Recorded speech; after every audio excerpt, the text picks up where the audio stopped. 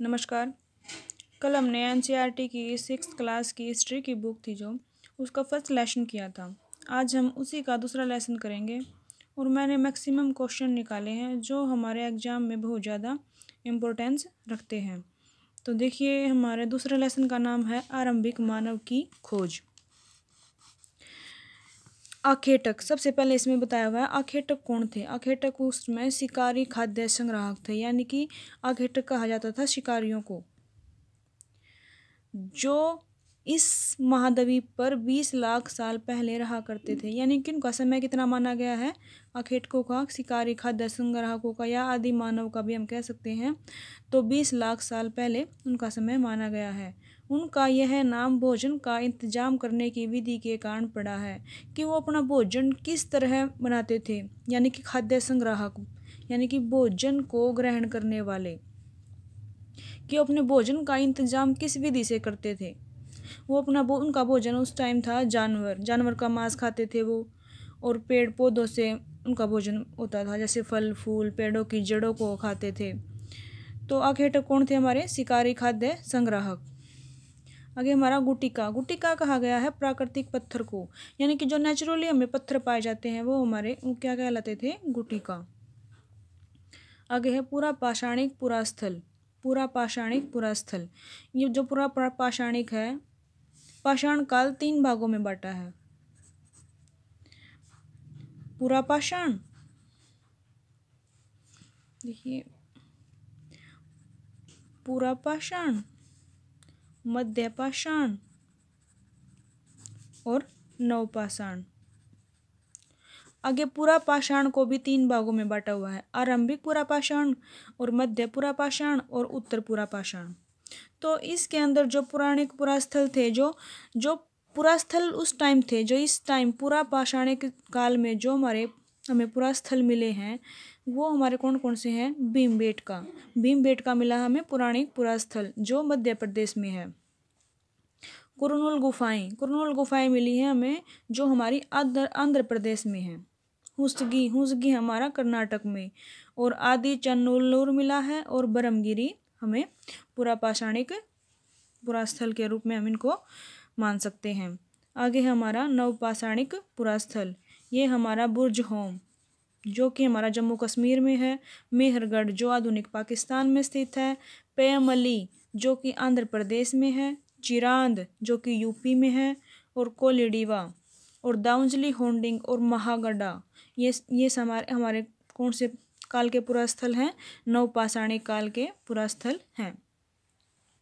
आगे है पुरास्थल किन्हें कहा जाता है। ये तो हमने देख लिया कि हमें इस नाम के ये पुरास्थल मिलते हैं। और पुरास्थल कहाँ किसे जाता है। पुरास्थल वो होता है जहाँ औजार, बर्तन और इमारतों जैसे वस्तुओं के अवशेष मिले हैं, यानी कि हमें जहाँ पर प्राचीन मानव के अवशेष मिले हैं कि यहाँ आदमी रहा करता होगा, ऐसी हमें निशानियाँ मिली हैं, तो वो क्या कहलाया, हमारे पुरास्थल। जैसे हमें बर्तन मिले हैं कई जगह पर, इमारतें टूटी हुई मिली है, और औजार मिले हैं उनके पत्थर के कहीं पर। तो हरियाणा में अरावली तथा शिवालिक पहाड़ियों के क्षेत्र में पाषाण काल के औजार मिले हैं। तो हरियाणा में ऐसे कौन से क्षेत्र हैं जहाँ पर जो पौराणिक काल था हमारा, उसके औजार मिले हैं, वो हमारा अरावली और शिवालिक की पहाड़ियाँ पर हमें क्या मिले हैं, पाषाण काल के औजार मिले हैं।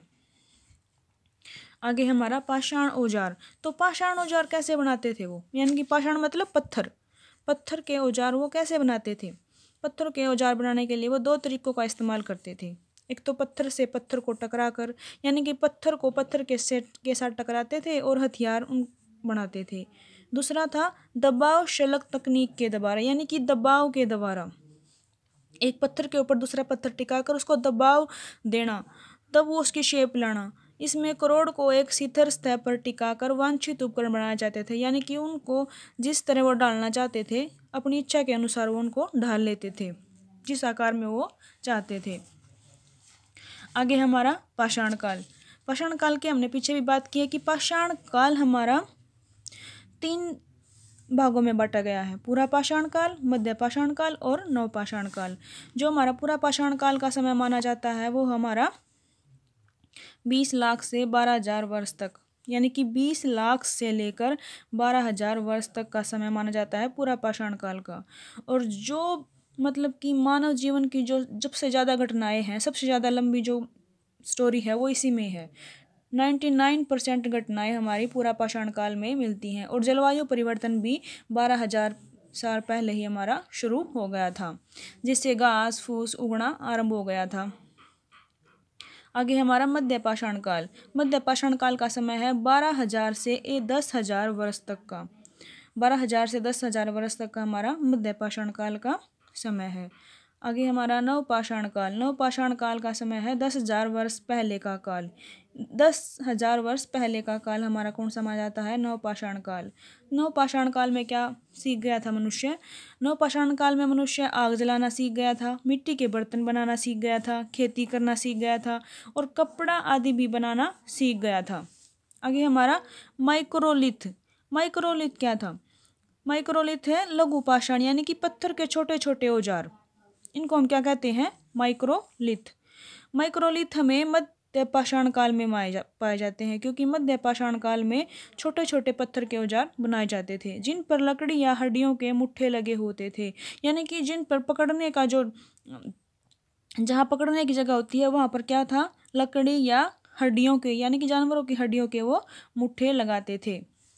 भारत में पुरापाषाणिक युग के दौरान शुतुरमुर्ग के अंडों के अवशेष महाराष्ट्र के पटने के पुरास्थल से मिले हैं। जो भारत में पुरापाषाणिक युग है उसके दौरान जो शुतुरमुर्ग के अंडे के अवशेष मिले हैं, हमें कहाँ से मिले हैं? महाराष्ट्र के पटने से। महाराष्ट्र में पटना है, वहाँ से पटने जगह है, वहाँ से हमें ये मिले हैं। इन अंडों के मन के भी बनाए जाते थे। उस टाइम इन अंडों के मन के बनाए जाते थे और इनके ऊपर चित्रकारी भी की जाती थी। हमें चित्रकारी किया हुआ जो शुतुरमुर्ग का अंडा मिला है। आगे हमारा जानवरों के चित्र। जानवरों के चित्र हमें मध्य प्रदेश, दक्षिणी उत्तर प्रदेश की गुफाओं से मिले हैं। अगर हमसे पूछा जाए कि जानवरों के चित्र हमें कौन सी गुफाओं से मिले हैं, तो मध्य प्रदेश और दक्षिणी उत्तर प्रदेश की गुफाओं से मिले हैं। तो फ्रांस की एक गुफा की खोज। तो फ्रांस की एक गुफा की खोज 100 साल पहले, फ्रांस की गुफा की खोज कब हुई थी? 100 साल पहले। और किसने की थी? 4 स्कूली छात्रों ने ये खोज की थी। आगे हमारा कि रंगों के उपयोग। जब वो चित्रकारी करते थे तो किस तरह के रंगों का प्रयोग करते थे? चित्रकारी करते समय चारकोल तथा लौह अयस्क जैसे खनिज पदार्थों का उपयोग किया जाता था। यानी कि चारकोल और लौह अयस्क को मिलाकर वो ऐसे ही खनिज पदार्थों से वो रंगों का उपयोग करते थे। आगे हमारा उद्योग स्थल। उद्योग स्थल जहाँ लोग पत्थरों से औजार बनाते थे। उद्योग स्थल किसे कहा जाता है? जहाँ पर लोग पत्थरों के औजार बनाते थे। जैसे हमारी शिवालिक और अरावली की पहाड़ियाँ, यहाँ पर हमें उद्योग स्थल मिले हैं, जहाँ पर ये पता चलता है कि यहाँ पर औजार बनाए गए थे आदि मानव द्वारा। आगे हमारा आवासीय पुरास्थल, जहाँ लोग रहा करते थे। आवासीय पुरास्थल जहाँ पर लोग खेती करना शुरू कर दिया लोगों ने, और वहाँ पर खेती की देखभाल के लिए और उसमें बीज वगैरह, उसकी खरपतवार को निकालने के लिए, तो वो उसे एक जगह पर लंबे समय तक रहना पड़ता था। तो इसलिए जहाँ पर वो रहते थे वहाँ उसे का क्या कहा गया है? आवासीय पुरास्थल। राख के अवशेष। राख के अवशेष हमें कहाँ से मिले हैं? राख के अवशेष हमें कुरुनुल की गुफाओं से मिले हैं। कहाँ से मिले हैं? कुरुनुल की गुफाओं से हमें राख के अवशेष मिले हैं। और जो हमारी कुरुनुल की गुफाएं हैं, यहाँ कहाँ पर हैं? ये आंध्र प्रदेश में, आधुनिक आंध्र प्रदेश में हैं ये। आगे देखिए शैल चित्रकला। शैल चित्रकला क्या है? आदि मानव द्वारा गुफाओं की दीवारों पर की गई चित्रकारी। यानी कि जो गुफा थी उसकी जो दीवारें थी उस पर चित्रकारी करना क्या कहलाया? शैल चित्रकला। जैसे कि फ्रांस के वो 4 बच्चे थे जिन्होंने फ्रांस की गुफा की खोज की थी, तो वो स्कूल के ओवर टाइम जब स्कूल ख़त्म बंद हो गया तो वो वहाँ जंगल की तरफ घूमने के लिए निकल गए, और वहाँ जाकर वो जाते जाते गुफा में पहुँच गए और गुफा में देखा कि उन्होंने इतनी सुंदर चित्रकारी की हुई है। तो उन्होंने बाहर जाकर जब इस बात को मतलब उजागर किया तो लोगों को पता चला कि ये ज़रूर मतलब कि आदि मानव ने चित्रकारी की है। और चित्रकारी किससे की गई थी? चारकोल और लोह अयस्क के पदार्थों से जो चमकदार होते हैं। आगे हमारा पुरातत्व विज्ञान, जो मानव जाति के अवशेषों के आधार पर प्रारंभिक इतिहास और संस्कृतियों का अध्ययन कराता है।